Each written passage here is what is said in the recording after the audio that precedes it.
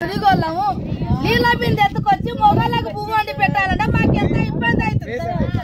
ఎంత ఇబ్బంది అవుతుంది. నీళ్ళు అంటే పిల్లల తల్లులను కొట్టుకుంటున్నాం, పీకులాడుకుంటున్నాం. గడ్డన ఒకరొకరు ముఖాలు చూసుకోకుండా మేము ఒకరం పీకులాడుకొని ముఖం అడ్డ పెట్టుకుంటున్నాం. ఇట్లా పశాతకాల్లో ఎంతగానో మమ్మల్ని న్యాయం చేస్తారు, ఎంతగానో న్యాయం చేస్తారు. ఎన్ని రోజులకున్నా మాకు ఇంతకు ముందు ఎట్లా జరిగిందో, నీళ్ళ సవాలు ఎట్లా జరిగిందో, ముసళ్ళ బయలు ఎట్లా వచ్చినావు, బియ్యం ఎట్లా వచ్చినావు, అవన్నీ గడ్డకు సవాలు రావాలి. అట్లా